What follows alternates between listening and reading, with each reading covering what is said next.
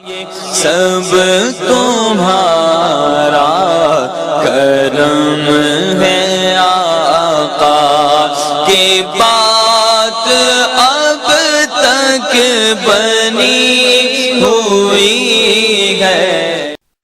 اعوذ باللہ من الشیطان الرجیم، بسم اللہ الرحمن الرحیم۔ السلام علیکم ورحمۃ اللہ وبرکاتہ۔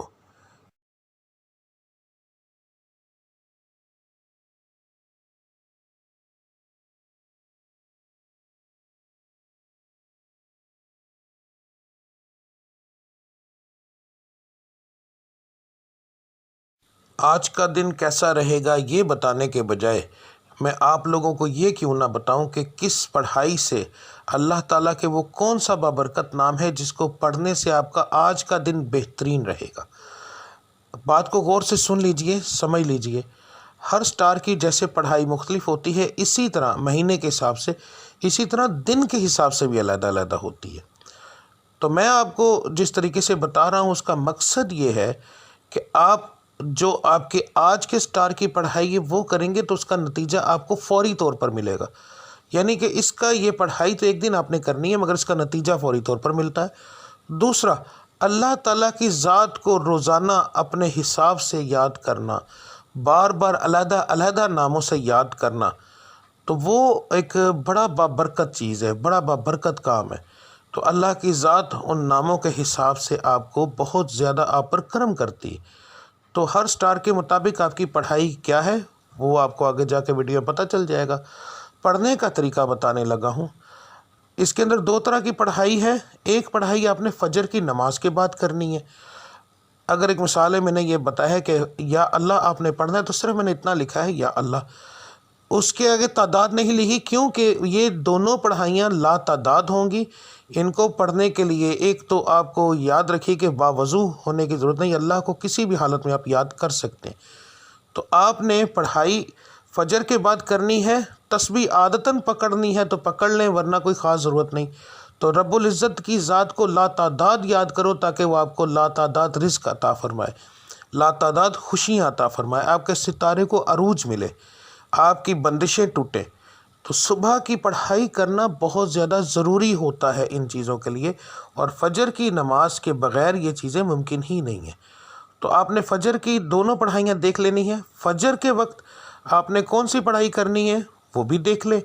اس کے بعد دوسرا جو لفظ ہوگا، ٹھیک ہے، گھر سے کام کے لیے نکلتے وقت، تو آپ نے یہ لفظ آپ نے کب پڑھنا ہے؟ اگر آپ گھر سے باہر کام کرنے کے لیے جاتے ہیں تو پھر کام پر جانے سے پہلے جب آپ تیار ہو رہے ہوں گے، اس وقت کام کی تیاری کے لیے جب آپ تیار ہوں گے، آپ اس وقت یہ پڑھیں گے، اور پھر پورے دن کے اندر وقفے وقفے کے ساتھ یہ لفظ آپ لا تعداد پڑھیں گے تو انشاءاللہ تعالی آپ کو اس سے فائدہ ہوگا۔ اس کا بہترین حل ہے اسکرین شاٹ لے لیا کریں روزانہ ویڈیو کا، تو وہ آپ لا تعداد پڑھیں گے، وضو بغیر وضو، بس جگہ کا دھیان رکھنا ہے کہ صاف اور پاک ہو، ٹھیک ہے۔